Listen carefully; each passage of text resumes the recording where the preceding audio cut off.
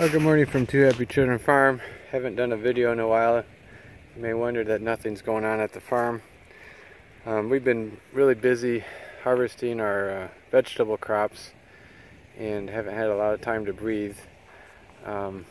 Looking to the north there, that's a tomato field that we've pretty much finished harvesting on. Tomatoes, you pick them, and about 3 weeks later they go through a peak, and then they dwindle for a couple weeks. So we're in a dwindling period on those. Next to that is some green peppers we're continuing to pick. But this part of the field is where the real action is. I wanted to show you these tomatoes. And it's August 16th. It's been over 100 degrees every day for the last 10 days. And our nighttime temperatures usually go down to about 78 to 80 at 6 in the morning, and then they start rising. So at midnight we'll still be at 85 to 90 degrees. So I know a lot of my viewers are from the north, so they don't comprehend what heat is. You're probably seeing nighttime temperatures in the mid 60s right now as you wind down your summer. Well, down here we're really in the thick of things for summer heat. And we're looking at a row here of tomatoes, which is probably one of the most challenging crops to grow in this heat. And right next to it is a row of yellow squash, which we've been doing pretty well. For example, the yellow squash, we're giving it at least 10 inches per acre of water a week to keep it at this level. And the tomatoes, you get about half that. They're a little bit smaller, the plant. But some of the clues here that you can see to growing in the summer is good weed control. People kind of scoff at that, but if you're putting weeds in your field, then you're bringing in hosts for off-target pests.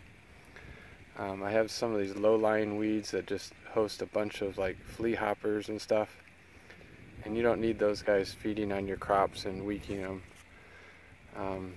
These crops need everything they can to survive, and then after that they have to be able to thrive, and only a thriving tomato is going to set a fruit. So if you can imagine, this fruit has been set about 10 days ago in extreme heat. So I'm walking down this row. It's really uniform. It's showing a lot of blooms, really great looking blooms, and if you don't have blooms you won't have fruit. And then some of the plants are showing some nutrient deficiency. And what's interesting with tomatoes is once they show a deficiency, I think that was a magnesium back there.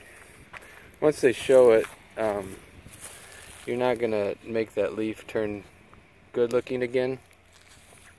So here's another one. But what you can do is get the next new leaves out. So if you catch it early in the life of the plant, you can get the newer leaves to come out without the deficiency. So this is a highly managed crop. You can't just go into this blind and hope it's going to work for you. We're doing tissue analysis almost every week on this crop, and we made a few corrections this week for shortage on most of the micronutrients. We're getting a little low. Our phosphorus was getting low, so these plants are showing some signs of nutrition deficiencies, but I think we caught it in time. So as we get down the row here, you'll see a little bit more of it. But to grow this crop in this kind of heat, everything has to be done right. You can't have a bad day for these plants. Quite a few years we'd run into problems with our well not pumping the amount of water we thought it was pumping. So we've gotten really hyper about monitoring the water every day. Just missing a day or two of water can set back a plant to a point where it's not going to recover during the season. And so in about 4 or 5 weeks we'll start picking these tomatoes.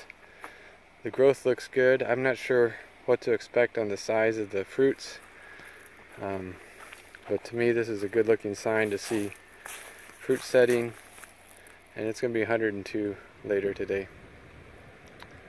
So thanks for watching, and hope you heard about some of the challenges we have growing in the heat.